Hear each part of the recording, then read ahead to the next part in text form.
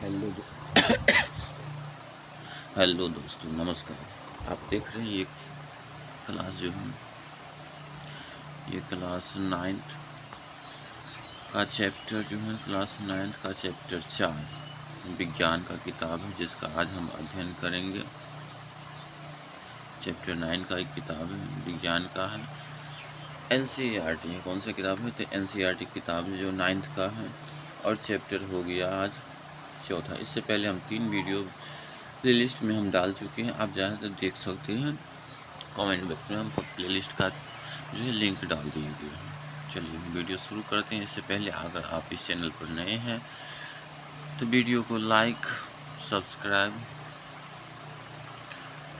और शेयर ज़रूर कर दीजिएगा, ताकि आने वाले हर एक वीडियो का जानकारी आपको मिल सके। चलते हैं। देखिए, ये पूरा तरह से NCERT बेस्ड है, जो कि NCERT किताब खोलिएगा, पृष्ठ संख्या जो है पेज नंबर 53 पर लिखा हुआ है। चलते हैं। देखिए, पहला प्रश्न कह रहा है, किनाल किरणें क्या है? किनाल किरणें क्या है, इसके बारे में लिखना। देखिए, किनाल किरणें क्या होता है? किनाल किरणें, एक सेकंड हम थोड़ा सा छोटा कर लेते हैं। किनाल किरणें कह रहा है, किनाल किरणें धनावेशित विकिरण है जो एनोड से कैथोड की ओर चलता है। किधर चलता है? किनाल किरणें जो होता है पॉजिटिव होता है, धनावेशित विकिरण है, जो किधर जाएगा? तो एनोड से कैथोड की ओर जाता है। इन्हें एनोड किरणें को भी कहते हैं। किनाल किरणों को क्या कहा जाता है? एनोड किरणें भी कहते हैं। किनाल किरणें के कारण ही धन आवेशित और अपरमाणु कण प्रोटॉन की खोज कर हुई है। फिर चलते हैं प्रश्न संख्या 2 की तरफ। प्रश्न संख्या 2 क्या कह रहा है? यदि किसी परमाणु में इलेक्ट्रॉन और एक प्रोटॉन, क्या होना चाहिए? एक इलेक्ट्रॉन और एक प्रोटॉन है, तो इसमें कोई आवेश होगा या नहीं होगा, वो बताना है। तो देखिए, अगर किसी परमाणु में एक इलेक्ट्रॉन और एक प्रोटॉन होता है, तो हम जानते हैं कि एक इलेक्ट्रॉन ऋणावेशित होता है और प्रत्येक प्रोटॉन क्या होता है? एक जो होता है धनावेशित होगा। प्रत्येक पर एक प्रोटॉन धनावेशित होगा, इसलिए आवेश की संख्या क्या है? समान है, परंतु विपरीत होने के कारण कोई आवेश नहीं होगा, वे उदासीन कण होगी। चलते हैं फिर प्रश्न संख्या अगला, जो कि देख सकते हैं NCERT का पेज नंबर 56 का प्रश्न है, जिसके बाद अध्ययन हम करेंगे। अगर आपको वीडियो अच्छा लग रहा है तो वीडियो को लाइक, सब्सक्राइब और शेयर कर दीजिए, ताकि आने वाले प्रत्येक वीडियो का नोटिफिकेशन मिल सके। चलते हैं अगला प्रश्न की तरफ। प्रश्न कह रहा है, परमाणु उदासीन होता, इस तथ्य को उन्हें J.J. थॉमसन के मॉडल के आधार पर स्पष्ट करना है। देखिए, J.J. थॉमसन जो था, जिसको हम थॉमसन भी लिखते हैं, कहीं कहीं पर थॉमसन भी लिखा रहता है। थॉमसन के परमाणु मॉडल के अनुसार क्या है? परमाणु क्या धन आवेशित गोला का बना होता है, और इलेक्ट्रॉन उसमें क्या होता है? फंसा होता है। परमाणु थॉमसन के अनुसार क्या है? परमाणु जो है धनावेशित गोला वैसे होता है, इसमें इलेक्ट्रॉन जो होता है कहीं कहीं पर फंसा होता है। जैसे तरबूज में आप देखे होंगे, पूरा लाल भाग जो होता है, वो जो होता है पूरा लाल भाग क्या हो जाएगा? धनावेशित कण हो जाता है, प्रोटॉन, और उसमें जो होता है बीच, जो काला काला आप देखे होंगे, वो इलेक्ट्रॉन का कार्य करता है। फिर दूसरा कह रहा है, ऋणात्मक और धनात्मक आवेश परिणाम में समान होता है, इसलिए परमाणु विद्युतीय रूप से उदासीन होता है। इसमें क्या होगा? जितना भी परमाणु में होगा इलेक्ट्रॉन, उतना ही प्रोटॉन होता है, इसलिए विद्युत रूप से ये समान होता है। चलते हैं तीसरे प्रश्न की तरफ। तीसरा प्रश्न कह रहा है, रदरफोर्ड के परमाणु मॉडल के अनुसार, किसके अनुसार? रदरफोर्ड एक वैज्ञानिक था, जिसके परमाणु मॉडल के अनुसार पूछ रहा है, परमाणु के नाभिक, किसमें? तो परमाणु के नाभिक में कौन सा अब परमाणु कण होता है? तो परमाणु के नाभिक में बता चुके हैं क्या होता है? प्रोटॉन और न्यूट्रॉन होता है, जबकि इलेक्ट्रॉन जो होता है उसके चारों तरफ चक्कर लगाता है। अगर ये मेरे पास क्या होगा? धनावेशित कण है, तो इसके चारों तरफ क्या होगा? इलेक्ट्रॉन चक्कर लगाएगा। इस नाभिक में प्रोटॉन होता है और न्यूट्रॉन होता है। अब देखिए, यहाँ लिखा है, रदरफोर्ड के परमाणु मॉडल के अनुसार परमाणु के केंद्र धनावेशित होता है, जिसे क्या कहा जाता है? नाभिक कहा जाता है। इसलिए नाभिक और परमाणु कण होता है, प्रोटॉन विद्यमान होता है। क्या विद्यमान होता है? प्रोटॉन विद्यमान होता है, क्योंकि प्रोटॉन क्या होता है? धनावेशित होता है। चलते हैं प्रश्न संख्या अगला। और 3 कक्षा वाले बोर परमाणु मॉडल का क्या करना है? चित्र बनाना। कितना कक्षा वाले? 3 कक्षा वाले। देखिए, यहाँ लिख दिए 3 कक्षा वाले। ये पहला जो नाभिक होता है, जिसमें जो ये जो होगा प्रोटॉन होता है, अंदर में न्यूट्रॉन होता है। इलेक्ट्रॉन इसके चारों तरफ चक्कर लगाता है, ये पहला हो गया। दूसरा, पहला कक्षा में कितना अधिकतम 2 इलेक्ट्रॉन हो सकता है, दूसरा में अधिकतम 8 और तीसरा में अधिकतम कितना हो जाएगा, तो इसमें भी 8 होता है। इस तरह से ये बढ़ते चल जाता है। चलते हैं प्रश्न संख्या कितना की ओर, प्रश्न संख्या 4 की ओर। प्रश्न संख्या 4 का है क्या अल्फा कणों का परिकीर्णन प्रयोग सोने के अतिरिक्त दूसरी धातु की पन्नी से संभव होगा। अल्फा कण जो था, अल्फा कण प्रयोग किया गया था, उसका परिकीर्णन जो पूछ रहा है, क्या सोने की जगह पर हम दूसरा कोई धातु या पन्नी ले लेते, धातु की पन्नी, क्या संभव था। तो देखिए क्या है प्लस ये, हाँ संभव है। कैसे, देखिए 7 कणों का 7 कणों का परिकीर्णन किसी भी धातु की पन्नी से संभव है। परिणाम वह प्राप्त होगा क्योंकि सभी धातु में क्या होता है, सभी धातु के परमाणु की संरचना एक जैसी होती है, इसलिए क्या होगा, सभी धातु, अगर स्वर्ण की जगह पर हम दूसरा कोई धातु लेते हैं तो भी संभव था। अब आगे कह रहा है, देखिए यहाँ देख सकते हैं, आगे कह रहा है, देखिए ये लिखा हुआ है यहाँ पर, पेज नंबर जो है कितना तक है, 56 का ही एनसीईआरटी का ही प्रश्न है, जिसका हम हल कर रहे हैं, सॉल्यूशन दे रहे हैं। देखिए पर परमाणु के 3, कौन सा, परमाणु के 3 अपरमाणु कणों का नाम लिखना है। तो कौन कौन होता है, वही जो होता है अपरमाणु, जो होता है मौलिक कण जिसको कहा जाता है, वो इलेक्ट्रॉन, प्रोटॉन और न्यूट्रॉन होता है। इलेक्ट्रॉन क्या होगा, निगेटिव होता है, इलेक्ट्रॉन निगेटिव होता है, प्रोटॉन पॉजिटिव होता है, और ये न्यूट्रल होता है, कोई चार्ज नहीं होता।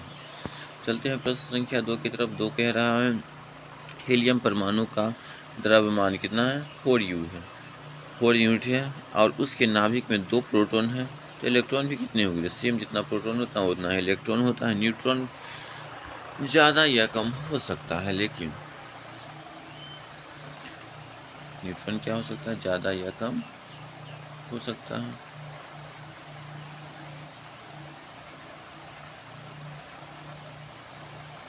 एक सेकेंड,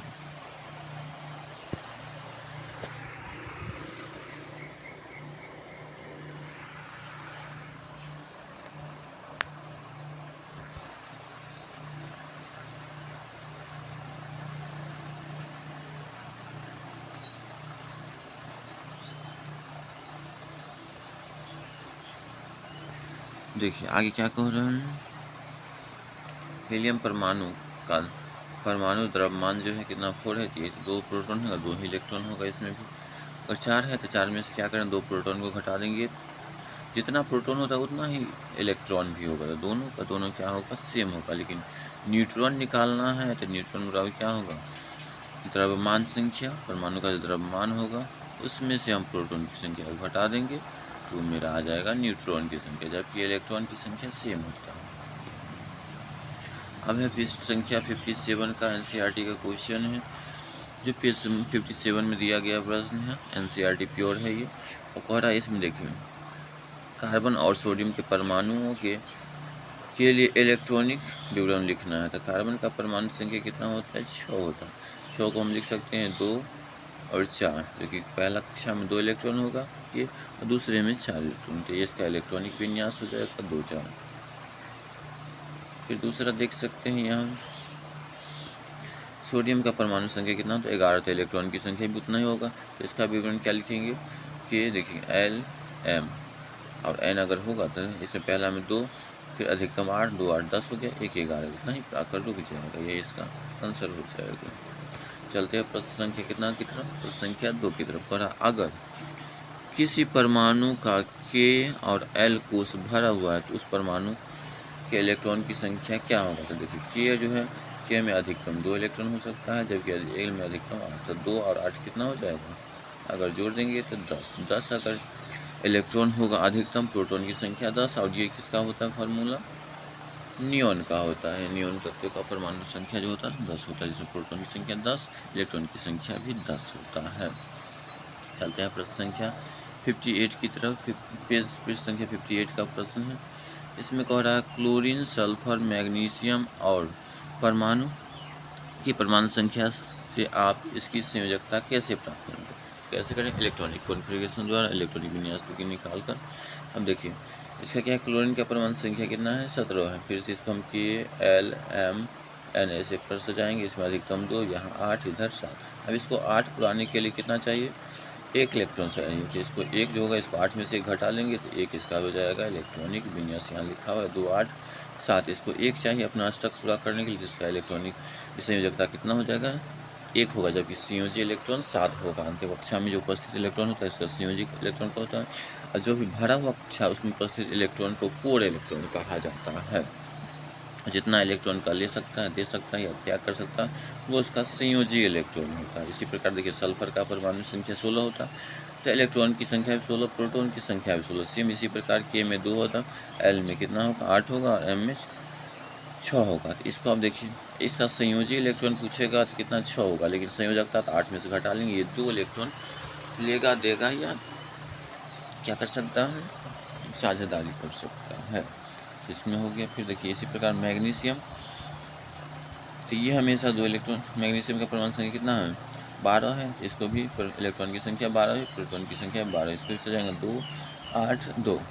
अब देखिए इसका लास्ट कक्षा में क्या है, 2 है, तो इसको 8 में से नहीं घटाएंगे, क्योंकि 4 रहेगा तो साझेदारी करेगा, 4 से कम रहता है, 4 से अगर कम रहता है तो क्या होगा, वो जो लास्ट में दिख रहा है वही इसका संयोजकता होगा। अगर 4 से अगर अधिक है तो इसको 8 में से घटा देंगे, इसमें से क्या करेंगे, 8 में से इसको माइनस कर देंगे, माइनस करके जो आएगा वही आंसर होगा। अगर जो यहाँ पर आएगा तो उसको क्या करेंगे, वही आंसर हो जाएगा। चलते हैं प्रश्न संख्या आगे, जो कि पेज नंबर 50 कितना में है, तो 59 में दिया गया है। 59 में क्या कह रहा है,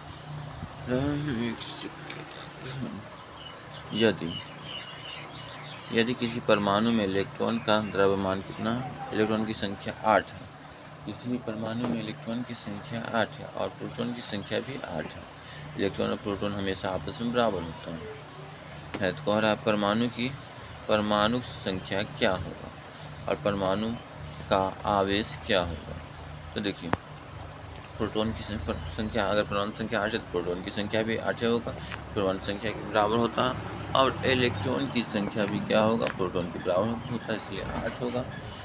अब चूंकि प्रोटॉन का आवेश कितना होता है, 1 होता है, इलेक्ट्रॉन का -1, तो दोनों 8, 8, 0 हो जाएगा, इसलिए उदासीन कम होगा, कोई आवेश नहीं होगा। चलते हैं प्रश्न संख्या कितना, सारणी वाला क्वेश्चन कर रहा, प्रश्न के 2 में सारणी जो है 4.1 से ऑक्सीजन और सल्फर परमाणु की द्रव्यमान संख्या ज्ञात करना है। हमेशा याद ही रखिए, ये सब पूरा 10वां में अच्छी तरह से काम आता है। ऑक्सीजन जो है, ऑक्सीजन का परमाणु संख्या कितना होता है, 8 होता है। ऑक्सीजन का परमाणु संख्या कितना होता है, 8 होता है, और इसमें न्यूट्रॉन भी 8 होता है। तो हम बता चुके हैं परमाणु द्रव्यमान जो ए बराबर क्या होगा, प्रोटॉन की संख्या प्लस में न्यूट्रॉन की संख्या। प्रोटॉन और न्यूट्रॉन ये दोनों का अगर याद कर लीजिए, जोड़ दीजिएगा तो ये आ जाएगा इसका आंसर। अब देखिए इसका ऑक्सीजन प्रोटॉन की संख्या कितना होगा, इतना ही होगा, और न्यूट्रॉन की संख्या भी 8, दोनों को जोड़ देंगे, इसका 16 यूनिट हो जाएगा ऑक्सीजन का। इसी प्रकार सल्फर का कितना होगा, सल्फर का परमाणु संख्या जितना 16 है, तो प्रोटॉन की संख्या भी 16 भी, न्यूट्रॉन की संख्या भी 16 भी, और इसका कितना हो जाएगा 32, इसका द्रव्यमान हो जाएगा। चलते हैं पेज संख्या 60 की तरफ। 60 कह रहा है इसमें एनसीईआरटी का पूरा क्वेश्चन। अगर वीडियो आपको अच्छा लग रहा है तो लाइक, सब्सक्राइब और शेयर कर दीजिए। चलते हैं अगला प्रश्न देखिए, कह रहा है यहाँ चीन, क्या है, चीन जो है HDT के लिए प्रत्येक में पाए जाने वाले 3 जो है अपरमाणु कणों को सारणी दिया गया है। देखिए यहाँ पर प्रोटीनियम है जो हाइड्रोजन, तीनों का तीनों क्या है, हाइड्रोजन का समस्थानिक है। हाइड्रोजन का 3 समस्थानिक होता है। पहला में देखिए प्रोटीनियम जहाँ कहा जाता है, जिसका परमाणु सब में प्रोटॉन की संख्या सेम होगा, बस न्यूट्रॉन की संख्या बढ़ जाता है। प्रोटोनियम में देखिए यहाँ क्या होगा, न्यूट्रॉन की संख्या 0, ड्यूटेरियम की संख्या 1, यहाँ भी 1, जबकि न्यूट्रॉन की संख्या जो होगा, यहाँ ही गलती दे रहा है, यहाँ 2 होगा। अब न्यूट्रॉन की इलेक्ट्रॉन की संख्या देखिए, इसमें भी 1 होगा, इसमें भी 1 होगा, जबकि इसमें 2 हो जाता है। अब चलते हैं यहाँ पर, एक क्वेश्चन दिया गया, सही नहीं, सही है, सब कुछ सही है इसमें। चलते हैं प्रश्न संख्या देखिए, समस्थानिक और संभारिक के किसी एक युग्म का इलेक्ट्रॉनिक विन्यास लिखें। संभारिक अब समस्थानिक देखिए, समस्थानिक कार्बन का 3 समस्थानिक होता है, कार्बन 12, कार्बन 13 और कार्बन 14। 3 समस्थानिक होता है जिसमें से 2 के बारे में अधिकतर लोग जानते हैं और 13 के बारे में, कार्बन 13 के बारे में बहुत कम ही लोग जानते हैं। चलते हैं, इसमें 2 समस्थानिक दिया है, कार्बन 12 और कार्बन 14। इसका हम इलेक्ट्रॉनिक विन्यास निकालेंगे तो कार्बन 12 प्रोटॉन की संख्या कितना होगा, 6 ही होगा। इलेक्ट्रॉन की संख्या भी 6 ही होगा, इलेक्ट्रॉन की संख्या नहीं बढ़ता, बढ़ क्या जाता है, न्यूट्रॉन की संख्या बढ़ जाता है, जिसके कारण परमाणु द्रव्यमान बढ़ जाता है। यहाँ देखिए 6 को सजाएंगे तो देखिए 2 में होगा, इसमें भी ये ही होगा 4, इसमें 2, इस 4, दोनों का दोनों क्या होगा, सेम होगा।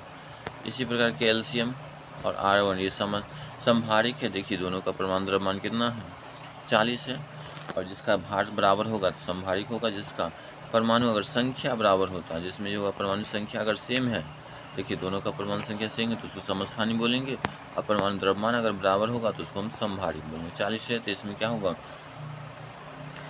परमाणु संख्या 20 है तो इलेक्ट्रॉन की संख्या 20 होगा, तो इसको लिखेंगे 2, 8, 8, 2। देखिए 2, 8, 10, 10, 8, 18, 2, 20, इसका ये इलेक्ट्रॉनिक विन्यास होगा। इसी प्रकार 18 आर्गन का होता है, इसको 2, 8, 8 ले देंगे, इसका ये। चलते हैं अगले प्रश्न संख्या जो क्वेश्चन का है, पाठ्य पुस्तक का है, NCERT का क्वेश्चन जो लास्ट में सॉल्व रहता है, टेक्स्ट बुक क्वेश्चन सॉल्व होता है, वो है दिया गया। चलते हैं, देखिए पहला को रहा इलेक्ट्रॉन, प्रोटॉन, न्यूट्रॉन के गुण लिखना है। इलेक्ट्रॉन और प्रोटॉन के क्या क्या गुण है, देखिए इधर गुण लिख दिए, इधर इलेक्ट्रॉन लिख दिया, प्रोटॉन लिख दिया, न्यूट्रॉन।